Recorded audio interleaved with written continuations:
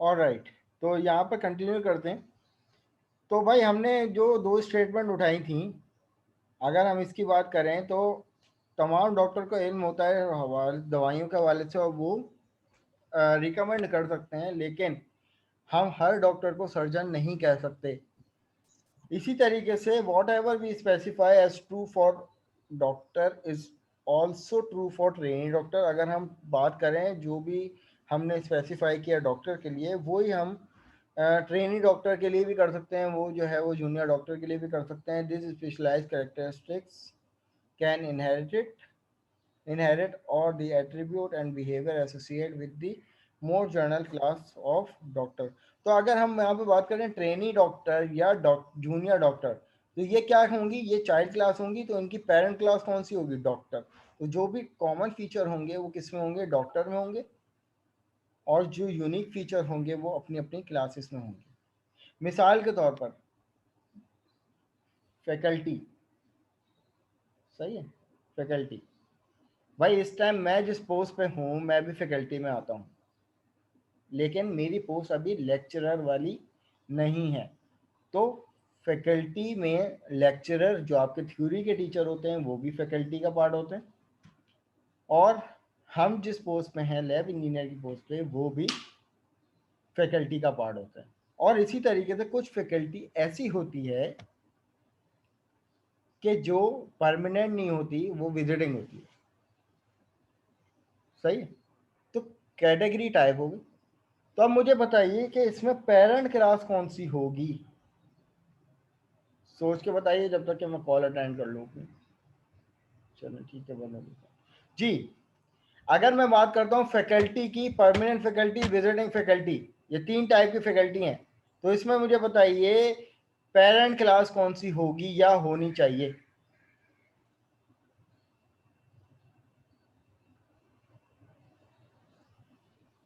Sir faculty कर देंगे parent class को। पेरेंट क्लास फैकल्टी होगी, क्यों, क्योंकि फैकल्टी की कोई ना कोई आईडी होगी, फैकल्टी का कोई ना कोई नाम होगा, या फैकल्टी की कोई ना कोई ईमेल एड्रेस होगा। लेकिन अगर हम बात करते हैं पेमेंट के हवाले से, तो परमानेंट फैकल्टी को मंथली पेमेंट मिलती है और विजिटिंग फैकल्टी को आवरली पेमेंट मिलती है। परमानेंट फैकल्टी जो है वो सुबह 8 बजे से लेकर 3:30 बजे तक यूनिवर्सिटी में मौजूद होना चाहिए, और विजिटिंग फैकल्टी वो सिर्फ उसी वक्त यूनिवर्सिटी में मौजूद होना चाहिए जिस वक्त उसकी क्लास से क्लास ले और वो घर जाए, उठो घर जाओ, ठीक है। तो faculty will be the parent class because it give all the logic of the other permanent faculty. Very good Sikandar, बिल्कुल सही फरमाया आपने। तो जनाब यहाँ पर फैकल्टी क्या होगी, पेरेंट क्लास होगी, परमानेंट फैकल्टी और विजिटिंग फैकल्टी ये इसकी चाइल्ड क्लासेस होंगी। तो अब मुझे जल्दी से बता दो ये किस टाइप की इनहेरिटेंस परफॉर्म होगी फिर।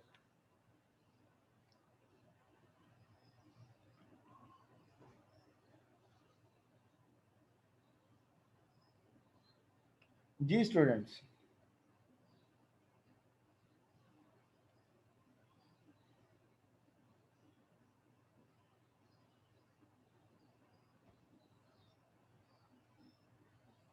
नो वन, आइदर क्या ये सिंगलटन इनहेरिटेंस कहलाएगी, क्या ये हिरार्कल इनहेरिटेंस कहलाएगी, क्या ये मल्टी लेवल इनहेरिटेंस कहलाएगी।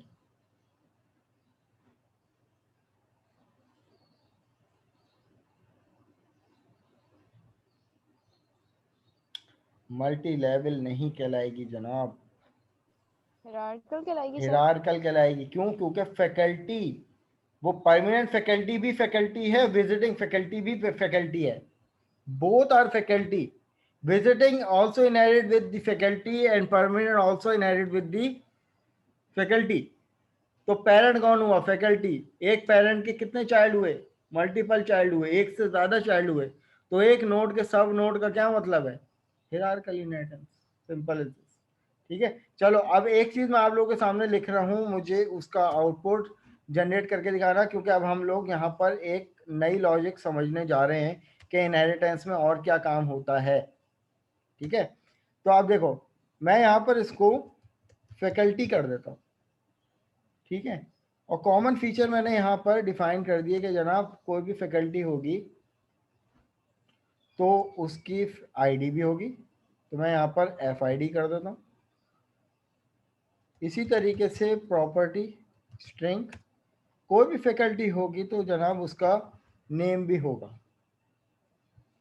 इसी तरीके से प्रॉपर्टी स्ट्रिंग, कोई भी फैकल्टी होगी तो जनाब उसका ईमेल एड्रेस भी मांगा जाता है। अब हमने एक और क्लास बनाई पब्लिक क्लास वी फैकल्टी के नाम से, सही है, which is inherit to faculty. तो अब मुझे बताइएगा कि अब मुझे ये तीनों कॉमन फीचर जो है वो इसमें डिफाइन करने की ज़रूरत है? नहीं। विजिटिंग फैकल्टी में मैं सिर्फ विजिटिंग के अपने यूनिक फीचर डिफाइन करूंगा। वो कौन सा फीचर होगा? प्रॉपर्टी टैब करने के बाद पब्लिक इंटीजर आवरली पेमेंट। ये एक ऐसा फीचर होगा जो विजिटिंग फैकल्टी का अलग होगा। मैं यहाँ से इसी को कॉपी कर लेता हूँ और यहाँ पर पेस्ट कर देता हूँ। मैंने यहाँ पर इसको कह दिया कि जनाब ये परमानेंट फैकल्टी है और इसकी जो पेमेंट होगी मंथली को। तो अब मुझे आप लोग यहाँ पर अभी तो सिर्फ ये देख के बताएं कि ये कौन सी इनहेरिटेंस है। ये 100% हिरार्किकल इनहेरिटेंस है। अब देखें, अब हम नया काम करने जा रहे हैं। यहाँ तक के तो हमने ये देख लिया, यहाँ तक तो हमने ये देख लिया कि क्या था कि भाई ये कॉमन फीचर है। अब अगर हम यहाँ पर परमानेंट फैकल्टी का या विजिटिंग फैकल्टी का जिसका भी ऑब्जेक्ट बनाएंगे तो उसके अपने यूनिक फीचर के साथ साथ कॉमन फीचर भी ऑटोमेटिकली इन्वोक हो जाएंगे। ऐसा ही होगा।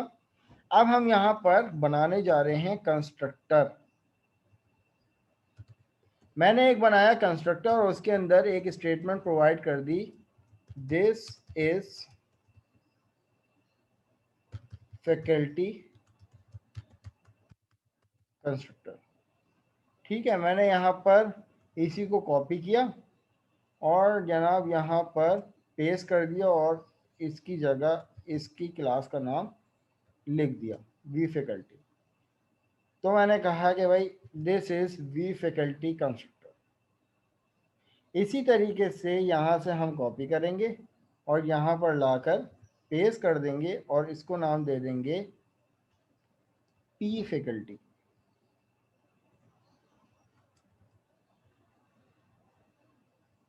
ठीक है, कुछ नहीं किया, सिंपल डिफॉल्ट कंस्ट्रक्टर बनाया है और डिफॉल्ट कंस्ट्रक्टर बनाने के बाद हमने क्या कर दिया, एक एक स्टेटमेंट प्रोवाइड कर दिया। अब सिर्फ मुझे जिसको आता होगा वो आंसर करे कि अगर मैं यहाँ पर ऑब्जेक्ट बनाता हूँ पी फैकल्टी का, P F which is equal to new P F, कुछ नहीं करता, मैं सिर्फ इतना काम करता हूँ, तो मुझे बताइए आउटपुट क्या एक्सपेक्ट करते हैं?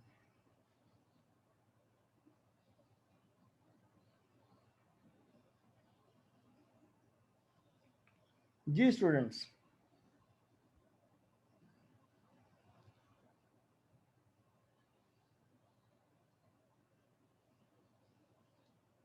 चलो अब इसके बाद हम यहाँ पर ये वाला काम भी कर लेते हैं, V faculty V F which is equal to new visiting faculty. अच्छा स्टूडेंट्स, कोशिश करें अगर आप लोगों के पास माइक अवेलेबल है, गलत सलत बताएं लेकिन बताएं ज़रूर। The sir constructor message will be printed first, तो कौन सा मैसेज होगा चंदा, यही तो पूछ रहा हूँ। मैंने जैसे मेन में आके ये दो सर लाइनें लिख दोनों दी। के जो कंसोल राइट लाइन के मैसेजेस हैं वो प्रिंट हो जाएंगे, वी फैकल्टी और पी फैकल्टी।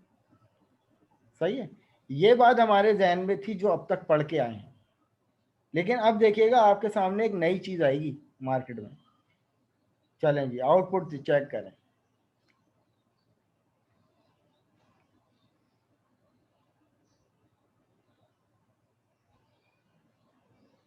नोटिस कीजिए, हमने ऑब्जेक्ट सबसे पहले परमानेंट फैकल्टी का बनाया था, लेकिन स्टेटमेंट किसकी जनरेट हुई सबसे पहले? This is the faculty constructor, फिर उसके बाद परमानेंट फैकल्टी का कंस्ट्रक्टर चला। फिर उसके बाद हमने दूसरा ऑब्जेक्ट किसका बनाया था, वी फैकल्टी का।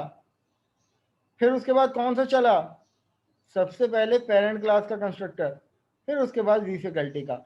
अब याद रखिएगा कंस्ट्रक्टर लाइफ साइकिल कहलाता है ये कॉन्सेप्ट, कंस्ट्रक्टर लाइफ साइकिल। हमेशा याद रखिएगा कोई भी कंस्ट्रक्टर कॉल होने से पहले कंपाइलर ये चेक करता है कि आइदर ये वाली क्लास जो है, अब जैसे फॉर एग्जांपल कंपाइलर इसको रीड करेगा ना, कंस्ट्रक्टर को इंप्लीमेंट करवाने से पहले कंपाइलर ये चेक करेगा कि क्या ये पी फैकल्टी किसी क्लास से इनहेरिट तो नहीं है। अगर इस इनहेरिटेंस इसको मिलती है तो ये उस क्लास में जाएगा और उस क्लास के कंस्ट्रक्टर को जाके रीड करेगा, और फिर पहले ये भी चेक करेगा कि क्या फैकल्टी तो किसी और से इनहेरिट नहीं है। अगर ये भी फर्दर किसी और से इनहेरिट होती तो वो उसके कंस्ट्रक्टर को जाके पहले हिट करता। लेकिन अब यहाँ पर नोटिस कीजिए सिचुएशन क्या है। चलें मैं इसको ड्राई रन करके बताता हूँ आपको। अब सबसे पहले हमारे पास, हम यहाँ पर स्टेप ओवर करते हैं। स्टेप ओवर करने के बाद मैं स्टेप इनटू करता हूँ। कंपाइलर ने जब इस इंस्ट्रक्शन पे गया तो देखें सबसे पहले कंपाइलर ने क्या किया कि भाई इस कंस्ट्रक्टर पे गया, लेकिन इस कंस्ट्रक्टर से पहले स्टेप इनटू करूंगा तो देखिए ये किस कंस्ट्रक्टर पे आ गया, ये फैकल्टी के कंस्ट्रक्टर पे आ गया। किसी भी क्लास का कंस्ट्रक्टर इंप्लीमेंट करने से पहले कंपाइलर ये चेक करता है कि क्या वो किसी और क्लास से इनहेरिट तो नहीं है। ये बात अगर मैं आपको प्रीवियस क्लासेस में या इनिशियल लेवल पे बता देता तो जनाब कंफ्यूजन हो जाती, तो इसलिए उस बात को मैंने छेड़ा ही नहीं था। तो जब भी ऑब्जेक्ट क्रिएट होता है तो कंपाइलर कंस्ट्रक्टर को रीड करने से पहले ये चेक करता है कि क्या वो क्लास जो है वो किसी और से इनहेरिट तो नहीं है। अब जैसे सबसे पहले परमानेंट फैकल्टी पे आया ना पॉइंटर, लेकिन उसने इसको इम्प्लीमेंट नहीं किया। आप यहाँ पे देखो कुछ भी इम्प्लीमेंट नहीं हुआ। तो सबसे पहले इसने ये चेक किया कि जनाब ये क्लास किसी और से इनहेरिट तो नहीं है। अब इसको इनहेरिटेंस मिली थी परमानेंट फैकल्टी जो है वो इनहेरिट थी फैकल्टी की, तो अब ये उसके कंस्ट्रक्टर पे जाके हिट हो गया। लेकिन अभी भी कंपाइलर इसको इम्प्लीमेंट नहीं करेगा आंखें बंद करके, पहले ये चेक करेगा कि फैकल्टी तो किसी और से इनहेरिट नहीं है। अगर ये फैकल्टी की क्लास भी अगर किसी और से इनहेरिटेड होती तो ये सबसे पहले उस क्लास को, उसकी पेरेंट क्लास को जाके कंस्ट्रक्टर पे जाके हिट करता। तो अब यहाँ पे इसको कोई इनहेरिटेंस नहीं मिलेगी, तो मैं यहाँ पर स्टेप इनटू करूंगा और यहाँ पर आके सबसे पहले इसने इसको इम्प्लीमेंट कर दिया। और सबसे पहले हमने ऑब्जेक्ट कंस्ट्रक्टर किसका इंप्लीमेंट, यानी किस क्लास को इंस्टेंशिएट किया था, पी फैकल्टी को। लेकिन सबसे पहले इंप्लीमेंटेशन किसकी हो रही है, पेरेंट क्लास की। कीप इन माइंड ये वाइवा का मेन क्वेश्चन है जो मैं पूछूंगा आप लोगों की। जो आखिरी लैब होगी उसमें भी उसी तरीके से आप लोगों का वाइवा कंडक्ट होगा, जो कि लैब नंबर 8 से लेकर लैब नंबर 12 के मार्क्स, सॉरी लैब नंबर 9 से लेकर लैब नंबर 12 के marks, half of the marks उसमें इंक्लूड होंगे। तो जनाब यहाँ पर ये होती है कंस्ट्रक्टर लाइफ साइकिल। तो इसी तरीके से ये साइकिल तब तक चलता रहेगा जब तक इसको इनहेरिटेंस मिलती रहेगी। वंस अगर कोई ऐसी क्लास इसको मिल गई जो कि इंडिपेंडेंट क्लास है जैसे कि फैकल्टी, तो ये सबसे पहले उसके कंस्ट्रक्टर को हिट करेगा और उसके कंस्ट्रक्टर को इंप्लीमेंट कर देगा। अब मैं यहाँ पर स्टेप इनटू करता हूँ तो अब ये देखो आ गया वापस उसी की चाइल्ड नोड पर, उसके कंस्ट्रक्टर पे आया और कंस्ट्रक्टर को आके इसने इंप्लीमेंट कर दिया। पहले तो ये मुझे बताओ ये चीज समझ में आई सबको? अगर किसी और को कंफ्यूजन है तो भाई पूछ लो अभी, वरना बाद में समझाना मुश्किल हो जाएगा। ये कंस्ट्रक्टर लाइफ साइकिल समझ में आई सबको?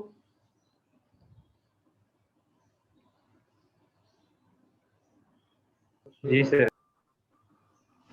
गर्ल्स आप लोगों को क्लियर है? नशमिया, रुमान,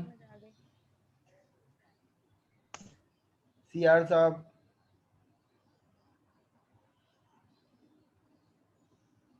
ठीक है। तो अब इसी तरीके से जब हम स्टेप इनटू करेंगे तो ये इम्प्लीमेंट हो गया। अब ये आ गया विजिटिंग फैकल्टी में। विजिटिंग फैकल्टी में जाने के बाद सबसे पहले विजिटिंग फैकल्टी के कंस्ट्रक्टर को जाके इसने हिट किया। हिट करने के बाद पहले ये चेक करेगा, इंप्लीमेंट करने से पहले ये चेक करेगा कि क्या विजिटिंग फैकल्टी तो इनहेरिट नहीं है किसी और से। अब इसको मिल गया इनहेरिटेंस, ये जाएगा वापस फैकल्टी पे। देखें फैकल्टी पे गया, फैकल्टी को भी इम्प्लीमेंट करने से पहले इसने चेक किया कि आइदर फैकल्टी के का कंस्ट्रक्टर जो है वो इनहेरिट तो नहीं है, फैकल्टी की क्लास इनहेरिट तो नहीं है। अब यहाँ पे इनहेरिट नहीं मिली, इसने सीधा सीधा इसको इम्प्लीमेंट किया। देन उसके बाद पेरेंट क्लास पे, चाइल्ड क्लास पे आया और चाइल्ड क्लास के कंस्ट्रक्टर को इसने इम्प्लीमेंट कर दिया। तो अब यहाँ पर इस तरीके से ये वाला आउटपुट आया। ठीक है भाई, पहले तो मुझे फाइनली सब एक्नॉलेज ये करो कि भाई ये वाली चीज समझ में आएगी, क्योंकि अब मैं कंस्ट्रक्टर में पैरामीटर पास करने जा रहा हूँ, वो एक अलग कॉन्सेप्ट है। ये चीज सबको क्लियर हो गई कि सिंपल कंस्ट्रक्टर की लाइफ साइकिल कैसे चल रही है इनहेरिटेंस में? जी सर क्लियर है। ऑल राइट, चलें जी, अब आपके सामने दूसरी सिचुएशन रखता हूँ, उसको समझिएगा कि अगर फॉर एग्जाम्पल अब ये एक अदद कंस्ट्रक्टर है मेरा, ठीक है, और मैं यहाँ से इस कंस्ट्रक्टर को भी रिमूव करता हूँ, इस कंस्ट्रक्टर को भी रिमूव करता हूँ। अभी हमारे पास चाइल्ड क्लास में कहीं भी कंस्ट्रक्टर मौजूद नहीं है, लेकिन पेरेंट क्लास के कंस्ट्रक्टर में अब हमने डिफॉल्ट कंस्ट्रक्टर नहीं दिया, अब इसके अंदर एक पैरामीटर पास कर दिया which is integer a, what ever you want, और उसी में हमने ए को जो है वो प्रिंट करवा दिया। ठीक है, तो अब पहले तो मुझे ये बताइएगा कि अगर मैं ऑब्जेक्ट क्रिएट करता हूं परमानेंट या विजिटिंग फैकल्टी का, बिल्कुल नॉर्मल से इंस्टेंशिएट कर देता हूं, तो क्या एरर एक्सपेक्टेड है या नहीं?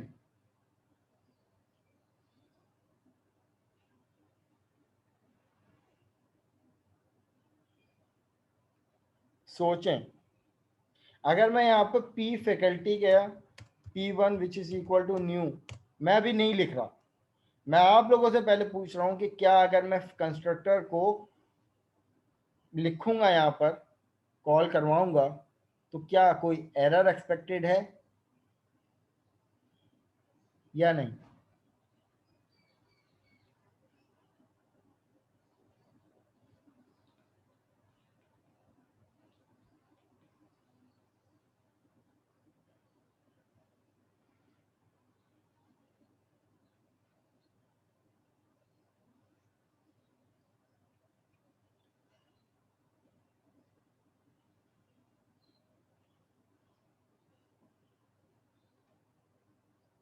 चलो जी, अब मैं यहाँ पर मैंने इस कंस्ट्रक्टर को इम्प्लीमेंट कर लिया, ठीक है, यहाँ पर कोई एरर कंपाइल टाइम पे मुझे नहीं मिल रहा, मैं अपने प्रोग्राम को बिल्ड करता हूँ पहले, एरर आ गया। कोई इस एरर को डिफाइन करेगा? क्यों?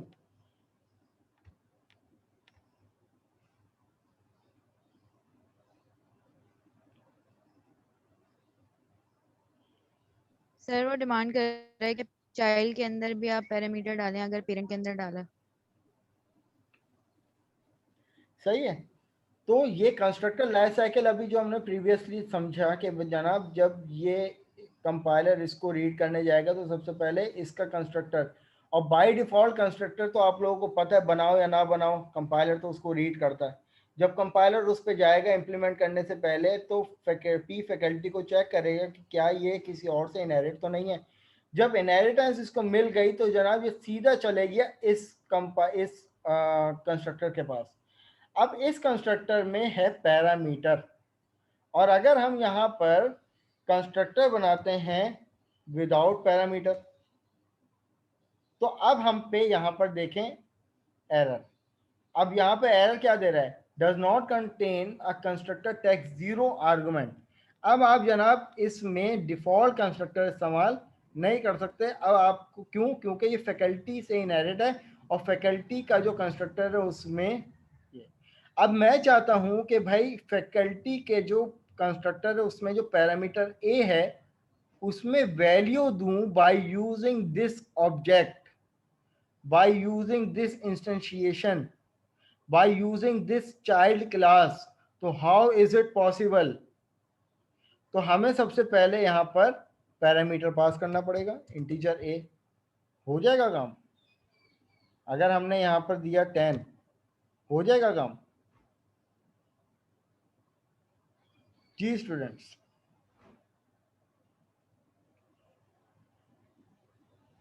अगर मैं यहाँ पर इसको बिल्ड करूं तो अब इसने सेम वही एरर दिया। हाउ इज इट पॉसिबल कि मैं इस प्रॉब्लम को कैसे रिजॉल्व करूं?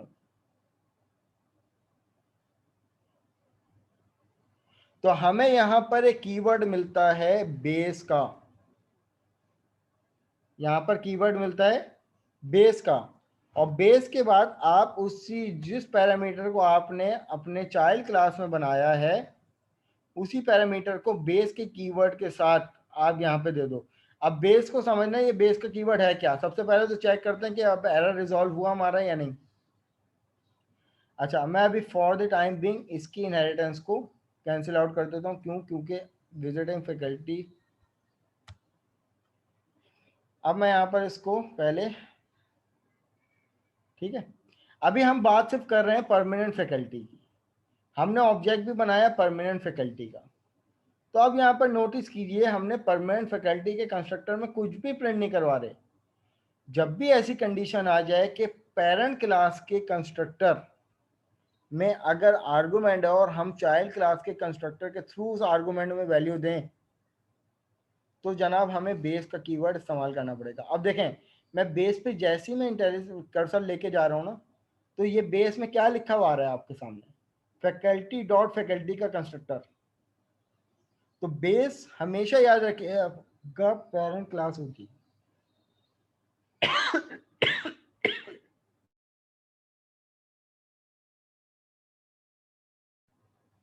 तो बेस हमेशा याद रखिएगा पेरेंट क्लास होती है। पेरेंट क्लास को हम बेस क्लास भी कहते हैं, पेरेंट क्लास भी कहते हैं, सुपर क्लास भी कहते हैं। चाइल्ड क्लास को, जैसे कि ये चाइल्ड क्लास है, मैं फॉर द टाइमिंग ये वाली क्लास रिमूव कर रहा हूँ। अभी हम यहाँ पर इन दो क्लासेस की बात कर रहे हैं। तो चाइल्ड क्लास क्या होती है? सब क्लास, ड्राइव क्लास या चाइल्ड क्लास, ठीक है। तो अब यहाँ पे देखिए, अब हमारे पास कंडीशन क्या है कि भाई फैकल्टी के कंस्ट्रक्टर के पैरामीटर को हमने आर्गुमेंट की वैल्यू देनी है किसके कंस्ट्रक्टर से? चाइल्ड के कंस्ट्रक्टर से। तो आप यहाँ पे बेस का कीवर्ड लिखते हो। बेस रिप्रेजेंट करता है आंखें बंद करके कि इस क्लास के कंस्ट्रक्टर, यानी इस क्लास में अगर कहीं भी अगर आप बेस का कीवर्ड यूज करोगे तो ये उस क्लास की पेरेंट क्लास को पिक कर लेगा ऑटोमेटिकली। बेस का काम ही यही है। तो बेस का क्या मतलब है? Base class. तो जो भी चाइल्ड क्लास होगी उसके अंदर अगर हम बेस का कीवर्ड इस्तेमाल करेंगे तो बेस रिप्रेजेंट करेगा किसको? उसके कीवर्ड को, उसके उसकी पेरेंट क्लास को। तो अब यहाँ पर देखो, हमने इसकी बॉडी में कुछ नहीं डिफाइन किया। यहाँ पे आर्गुमेंट दिया, पैरामीटर लिया, कुछ भी दे सकते थे, A1 it's up to you, लेकिन यहाँ पर उसी पैरामीटर को देना। तो यहाँ पे पैरामीटर बनाया तो बेस क्या करेगा? रेफरेंस बनाएगा पेरेंट क्लास का, और यही वाला जो पैरामीटर है वो एज अ रेफरेंस के तौर पर यूज होगा इसके लिए। अब ये जो आर्गुमेंट की वैल्यू जाएगी वो कहाँ जाएगी? वो इसमें जाएगी, और इसमें जाने के बाद ये कहाँ पे लेके जाएगा इसको। तो अब यहाँ पर इसको run to cursor dry run करके चेक करें तो स्टेप इनटू वैल्यू आ गई 10, कंस्ट्रक्टर में गई, स्टेप ओवर। अब यहाँ पर ये देखें ए में क्या वैल्यू आ गई? 10, और सीधा सीधा यहाँ पर लाकर इसने प्रिंट करवा दी। जब भी ऐसी कोई कंडीशन हो तो जनाब आप क्या करेंगे? बेस का कीवर्ड यूज करेंगे। ये वाला फलसफा समझ में आया सबको? सर एक सवाल है। जी सर अगर ग्रैंडफादर की जो क्लास है उसके भी कंस्ट्रक्टर में अगर एक पैरामीटर लिया हुआ हो और फिर पेरेंट की क्लास में भी एक पैरामीटर लिया हुआ हो तो उसको फिर कैसे करेंगे? देखो, अब जैसे फैकल्टी है ना, अब इसको अगर हम ग्रैंडफादर कर दें, ग्रैंडफादर, देखो इसमें कहानी ये चल रही है। मैं चलो इस तुम्हारी बात को कर लेता हूँ, ये तो आई होप कि सबको समझ में आ गया होगा। मैं इस क्लास को दोबारा से ग्रैंडफादर कर देता हूँ और इस क्लास को मैं कर देता हूँ father, which is inherit to grandfather. और एक और क्लास बना देता हूँ, public class child which is inherit to father. आप यही वाली कंडीशन रखना चाह रहे हो?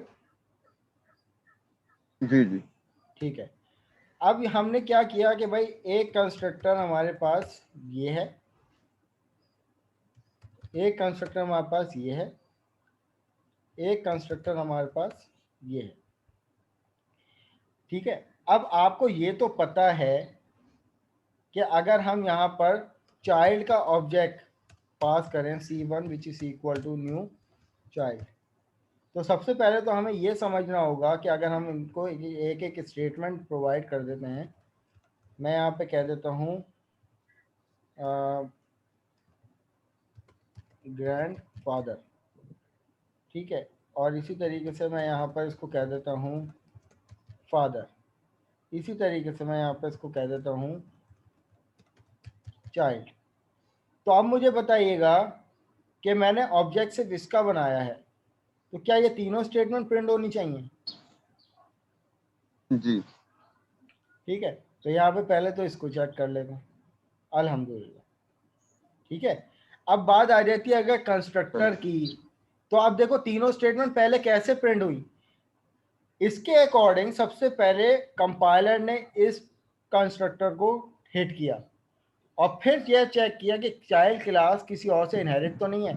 इसको मिल गई इनहेरिटेंस फादर की, फादर के कंस्ट्रक्टर पे जाके इसने हिट कर दिया, इसको इम्प्लीमेंट नहीं किया, इस पे जाके हिट हो गया।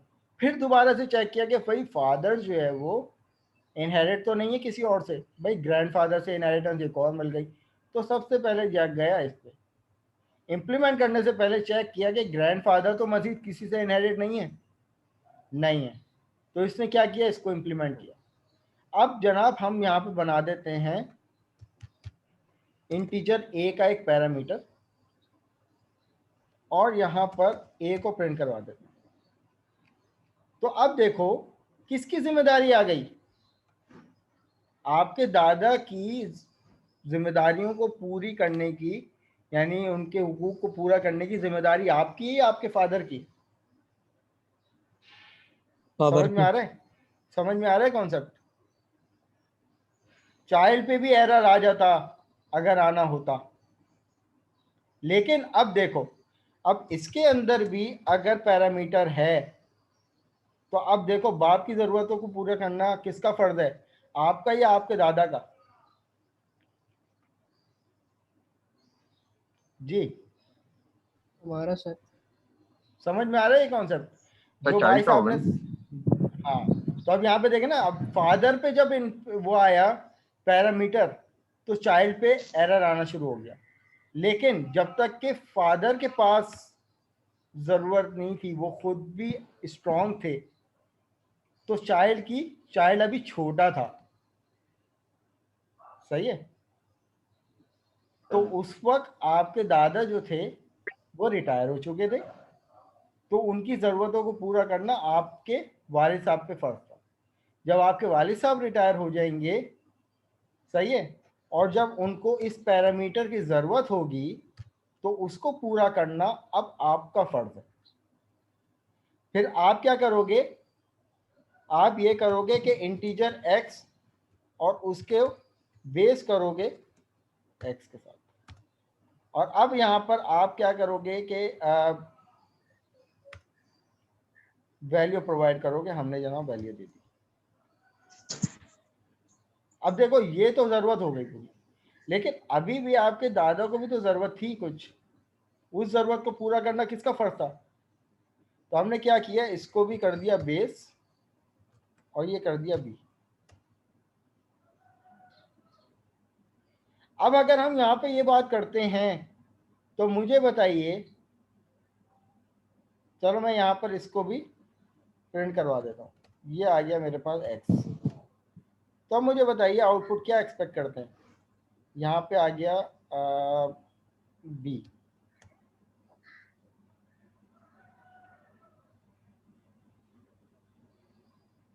फिर 10 ही आउटपुट आएगा। कितनी दफा? 10 2 बार लिखा हुआ आएगा या 3 बार आएगा? ऊपर 3 दफा आएगा। ग्रैंडफादर वाली क्लास लिखा है। ऐसा 3 दफा लिखा हुआ है बेटा। फलसफा आ गया समझ में? सही। ये हो गई लेवल वाइज। सर जी सर आ गया। चलो शुक्र है अल्हम्दुलिल्लाह। सही है सर, थैंक यू। तो ये है हमारे पास कॉन्सेप्ट कंस्ट्रक्टर लाइफ साइकिल और कंस्ट्रक्टर पैरामीटर लाइफ साइकिल। ठीक है, पहले जो हमने विदाउट पैरामीटराइज कंस्ट्रक्टर पढ़ा था वो था कंस्ट्रक्टर लाइफ साइकिल, और ये जो है कंस्ट्रक्टर पैरामीटर लाइफ साइकिल। जी सवाल है किसी का? सर ये 10 वाला समझ नहीं आया, वो एंड में जो आपने ऑब्जेक्ट बनाया।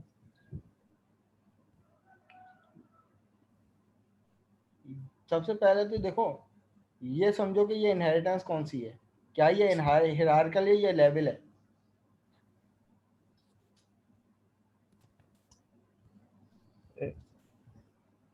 देखो गलत भी बताओगे तो नो इशू, मैं करेक्ट कर दूंगा।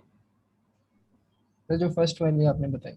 हाँ, तो मुझे पहले तो ये बताया ना कि ये जो इनहेरिटेंस हमने अचीव की है, क्या ये हिरार्कल है या लेवल वाइज इनहेरिटेंस है? हिरार्कल है गेस। नहीं, हिरार्कल का मतलब ये होता है, अगर ये हिरार्कल होती ना तो फादर भी इनहेरिट होते ग्रैंडफादर से और चाइल्ड भी इनहेरिट होता ग्रैंडफादर से। अब यहाँ पे लेवल बन गया, ये एक इंडिपेंडेंट पेरेंट क्लास थी जिसकी एक चाइल्ड ये है, फादर इनहेरिट टू ग्रैंडफादर और चाइल्ड इनहेरिट टू फादर। ठीक है सर, ठीक है, ये लेवल वाइज इनहेरिटेंस है। पहली बात तो ये समझ में आ गई। अब देखो, जब तक के ग्रैंडफादर स्ट्रांग थे तो उनको किसी से कुछ जरूरत नहीं थी। अगर मैं यहाँ पर इस पैरामीटर को भी हटा दूं, ठीक है, और यहाँ से इसको भी हटा दूं, ठीक है, तो ये वो वाला सिनेरियो है कि जब आपके ग्रैंडफादर जो थे वो रिटायर नहीं हुए थे, जब आपके फादर भी छोटे थे। ये वो पुराना जमाने का दौर है। तो उस वक्त आपके ग्रैंडफादर को किसी आर्गुमेंट की जरूरत नहीं थी, वो खुद कफील थे। लेकिन वंस जब आपके ग्रैंडफादर, तो अब जब अगर मैं यहाँ पर इस कोड को चलाऊंगा ना, तो सबसे पहले देखो चाइल्ड का कोड चलेगा, चाइल्ड के कंस्ट्रक्टर पे हिट होगा, लेकिन वो चेक करेगा कि चाइल्ड क्लास किसी क्लास से इनहेरिट तो नहीं है। अगर इनहेरिटेंस मिल जाएगी तो वो उसकी बेस क्लास पे चला जाएगा और उसके कंस्ट्रक्टर को जाके हिट कर देगा। फिर देखेगा कि भाई फादर किसी से इनहेरिट तो नहीं है, इसको दोबारा इनहेरिटेंस मिल जाएगी तो ये ग्रैंडफादर के कंस्ट्रक्टर में जाएगा और फिर चेक करेगा कि क्या ग्रैंडफादर किसी और से इनहेरिट तो नहीं है। ग्रैंडफादर किसी और से इनहेरिट नहीं है तो सबसे पहले ग्रैंडफादर के कंस्ट्रक्टर को इम्प्लीमेंट करेगा, फिर फादर के कंस्ट्रक्टर को इम्प्लीमेंट करेगा, फिर चाइल्ड के कंस्ट्रक्टर को इम्प्लीमेंट करेगा। तो 3 स्टेटमेंट चलेंगी। ये बात तो समझ में आ गई। अब देखो, आपके जब ग्रैंडफादर रिटायर हो गए तो उनको अब इस ए की वैल्यू की जरूरत थी। अब इस ए की वैल्यू को देने की जिम्मेदारी अब किसकी आ गई? फादर की आ गई सर। क्यों? क्योंकि आप तो अभी पैदा भी नहीं हुए, ठीक है ना? बिल्कुल सर। अब जब आपके फादर को रिटायर हो गए, अब उनको इसकी जरूरत पड़ गई, तो अब देखें कि किसकी जिम्मेदारी है उनकी जरूरत को पूरा करने की, चाइल्ड की। तो पहले फादर जो है वो ग्रैंडफादर की इस जरूरत को पूरा करेंगे ना, तो कैसे करेंगे जी? तो आप यहाँ पे बेस का कीवर्ड लगाओगे। बेस का कीवर्ड खुद ही पिक करता है कि फादर की पेरेंट क्लास कौन है, खुद ही पिक करता है, क्योंकि सी शार्प में ये वाला फलसफा नहीं है कि मैं अगर यहाँ पर इसको चाइल्ड कर दूं, नहीं। सी शार्प में एक नॉर्मल क्लास जिसका ऑब्जेक्ट क्रिएट हो सकता है वो इनहेरिट हो सकती है एक ही क्लास से, मल्टीपल क्लासेस से इस तरीके से कॉमा से सेपरेट करके इनहेरिटेंस नहीं हो सकती। ये सी शार्प और जावा में अलाउ ही नहीं है, ठीक है? ओके सर, ओके तो सर। अब यहाँ पे देखिए कि ग्रैंडफादर को इस पैरामीटर की जरूरत है, तो उसको देने का फर्ज किसका है? आपके फादर का। तो आप बेस का कीवर्ड लगाओगे और जो पैरामीटर आपने यहाँ प्रोवाइड किया उस पैरामीटर को यहाँ पे दे दोगे, ठीक है सर। तो ये आपके दादा की जरूरत होगी जो आपके फादर ने पूरी कर दी। अब आपके फादर को इस पैरामीटर की जरूरत है, तो अब आपकी जिम्मेदारी हो गई। तो अब आप क्या करोगे?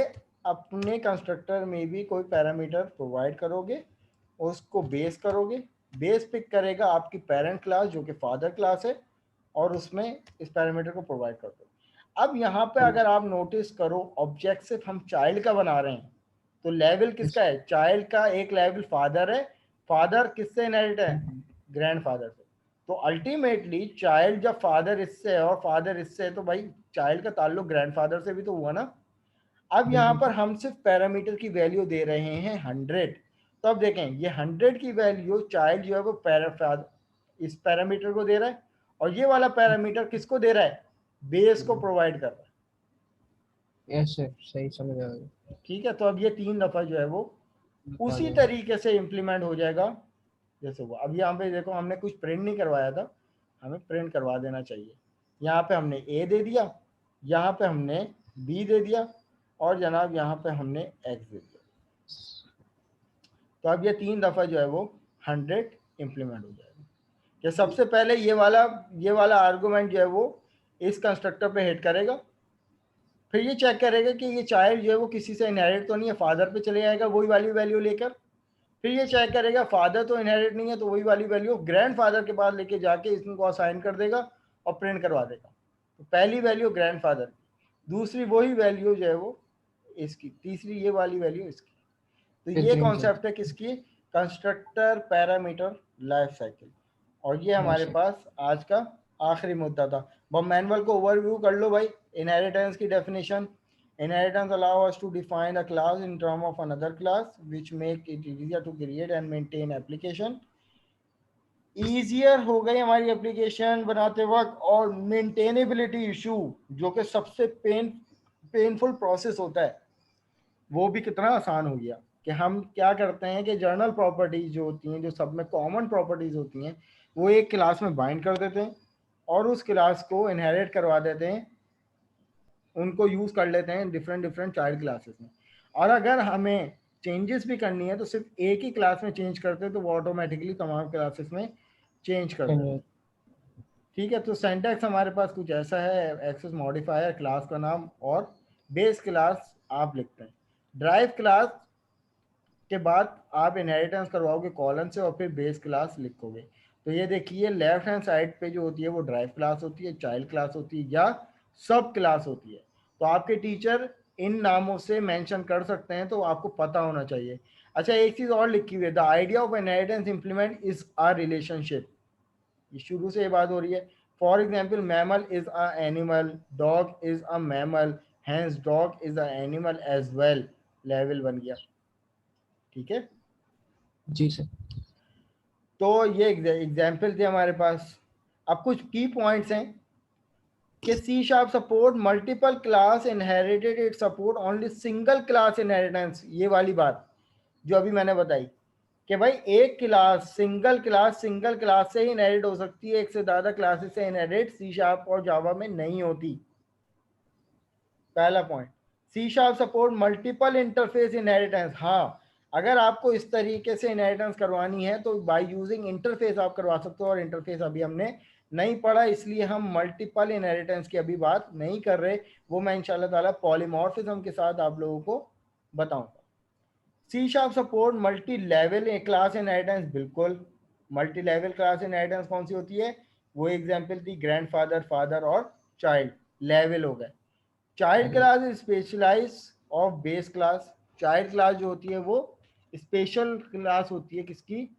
बेस क्लास की। यानी इसका मतलब ये है कि कॉमन प्रॉपर्टीज किस में होती हैं? बेस क्लास में, और चाइल्ड जो है वो उनको एक्सेस कर रहा होता है। Base class are automatically instantiate before the drive class.